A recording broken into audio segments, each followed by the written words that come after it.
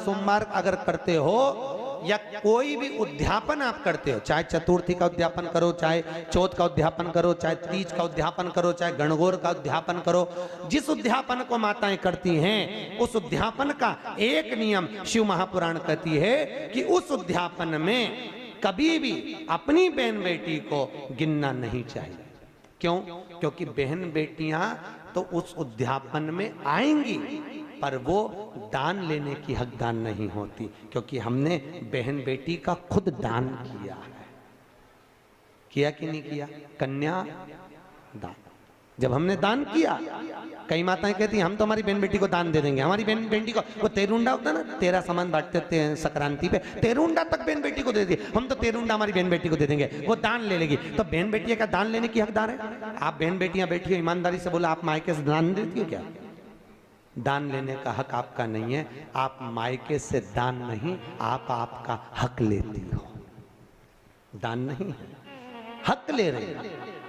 दान की विशेषता किसको कही?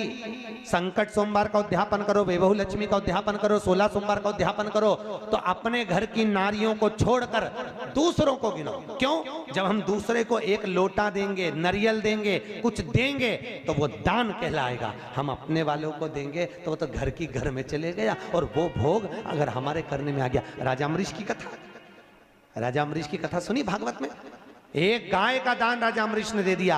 वो गौमाता चली गई ब्राह्मण के साथ, ब्राह्मण ने उसको बांधा, वो गाय खूंटा तोड़ के राजा अम्बरीश के यहाँ चली गई गौशाला में। जब गौशाला में गई, राजा अम्बरीश ने दूध निकलवाया गायों का, वो दूध, उस गाय का दूध भी उसमें मिल गया और राजा अम्बरीश ने पी लिया तो उसको कबूतर की योनि में जाना पड़ा। मात्र दान करी हुई गाय का दूध पिया तो कबूतर की योनि में चले गया। शास्त्र कहता है हम जो दान कर रहे हैं उस दान को ग्रहण करें, वो श्रेष्ठता नहीं। क्यों नहीं खाते बेटी के घर का? बेटी के घर का क्यों नहीं खाते? क्योंकि हमने क्या करा? क्या दान करा? जम के बोलो, कन्या दान करा, इसलिए बेटी के घर का नहीं खाते।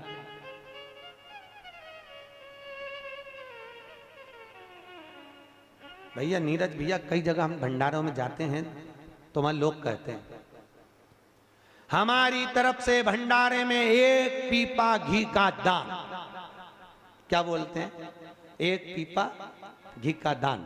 अब जिस सेठ जी ने 1 पीपा घी का दान करा है, विष्णु पुराण शिव पुराण कहती है उस घी की नुक्ती, बूंदी, हलवा, पूड़ी कुछ मत खा लेना, क्योंकि तूने बोला है दान और दान कर दिया और उसी का बनाया हुआ खा लिया तो नरक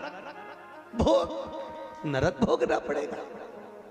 इसलिए हमारे यहाँ क्या कहते हैं, 1 पीपा घी भगवान के प्रसाद के लिए दिया। प्रसाद के लिए दिया तो तू भले अब नुक्ती घर में भर के ले जा, अब तू भले हलवा पूड़ी घर में भर के ले जा। हमारे मुख से निकल गया दान किया, मैंने 1 पीपा घी दान करा, मैंने 1 बोरी शक्कर दान करी, मैंने 1 बोरी गेहूं का दान करा, दान कर दिया तो उसको भाग नहीं ग्रहण करना। राजा अम्बरीश ने कबूतर की योनि में पड़ गया। बहुत सोच समझ के दान करना पड़ता है, बहुत सोच समझ के बोलना पड़ता है। मीटिंग में बैठते हैं तो लोग कह देते हैं हमारी तरफ से लिख लो 1 पीपा घी का दान, 1 पीपा तेल का दान। अरे भैया दान करा है तो भंडारे में खाने मत जाना भूल से भी। दान की परिभाषा क्या है? दान कहते किसको?